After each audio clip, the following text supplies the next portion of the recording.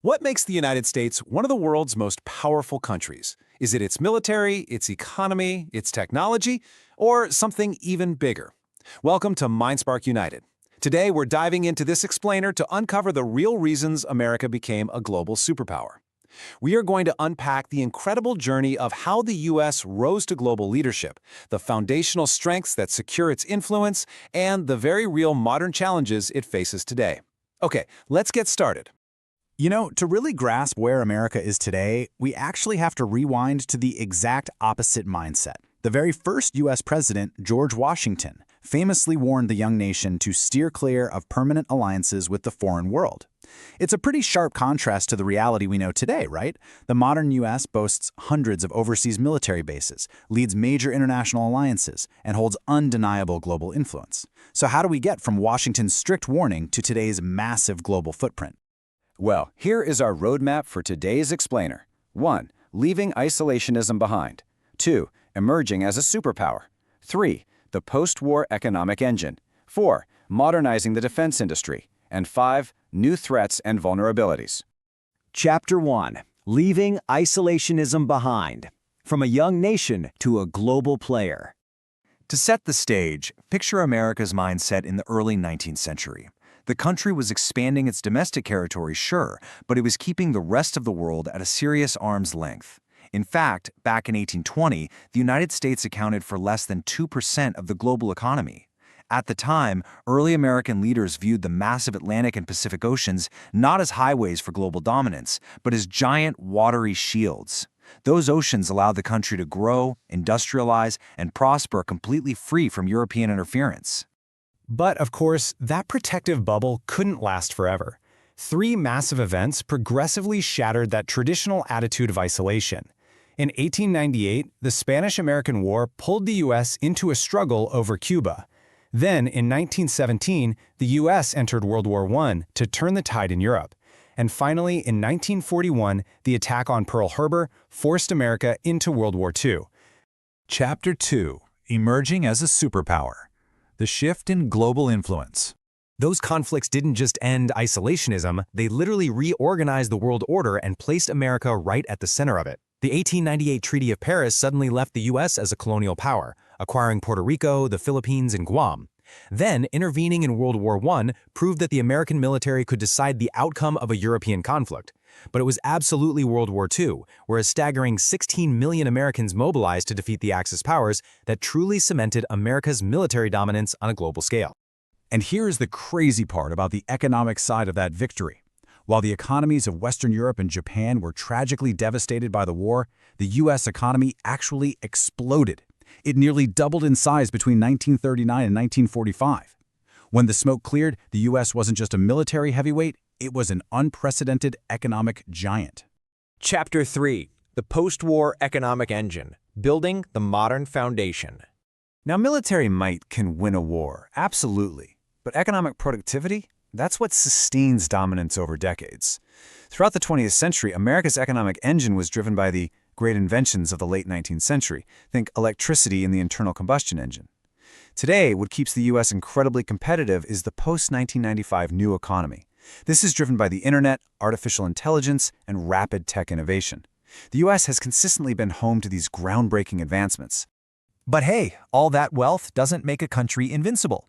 Have you ever heard of a supply shock? Basically, these are external disruptions that shrink overall output while drastically jacking up prices. Think back to the 1970s oil crises. Even with a massive economy, the U.S. remains vulnerable to global resource disruptions. These act as a macroeconomic externality impacting the entire system. What this means for us is that global events far beyond America's borders can quickly lead to inflation and shortages right at home. To protect that economic engine and secure stability, the U.S. didn't just sit back. It proactively built an entirely new global architecture. The Marshall Plan rebuilt a devastated Europe. NATO established a groundbreaking collective security alliance. Institutions like the UN, World Bank, and IMF were set up to govern international cooperation. And the US dollar? It became the fixed anchor for global trade. The US literally built the framework of the modern liberal world order. Chapter 4. Modernizing the defense industry. Sustaining the 21st century military. To maintain that level of power today takes some very specific and very modern mechanisms. Look at the sheer scale of this. In 2022, the U.S. accounted for a massive 39% of total global military spending. The U.S. remains the unquestioned heavyweight in defense investments, funding everything from advanced equipment to global operations. But here's the catch. Just throwing money at the problem isn't enough anymore. The industrial base that actually manufactures that equipment is facing unprecedented pressure. That is exactly where the 2024 National Defense Industrial Strategy, or NDIS, steps in. The Department of Defense is trying to catalyze a generational shift. They're focusing on four main priorities: resilient supply chains to ensure secure production, workforce readiness to build skilled labor, flexible acquisition to reduce costs and time, and economic deterrence to use market mechanisms to stop aggression before it starts. It's a massive undertaking aimed at rebuilding the fundamental mechanics of how defense works. And they absolutely have to make this shift because the numbers are stark. Get this. The U.S. defense industrial workforce plummeted from 3 million workers in 1985 down to just 1.1 million in 2021. As the broader U.S. economy shifted from manufacturing into a digital, service-based economy, the hands-on, skilled trades needed to actually build defense hardware really atrophied. This has led to some major strategic headaches. The U.S. now relies on single domestic sources or even foreign supply chains for critical products. Competition has totally shrunk, going from 51 prime contractors down to just the big five. And all of this is happening with incredible urgency because of great power competition, specifically China's emergence as a massive global industrial powerhouse. Chapter 5. New Threats and Vulnerabilities. The Domestic Fragility. Okay, so we've talked about international strategy and global economics, but America's most pressing vulnerabilities might actually be right at home. Let's step through why. Think about modern infrastructure, like the water systems your community relies on. Step 1, they use operational technology to physically control valves and pumps. Step 2, IT networks connect these devices to the internet for remote access. But step 3, that very convergence of physical infrastructure and digital internet access creates terrifying new vulnerabilities to cyber attacks. And the scale of this threat is honestly staggering. We're talking about nearly 170,000 water and wastewater systems across the United States. Many of these rely on those vulnerable internet-connected systems to manage the delivery of clean, safe water to the public every single day. A recent Government Accountability Office report laid out just how steep this uphill battle is. These critical sectors are actively being targeted by state-sponsored hackers and criminal ransomware groups.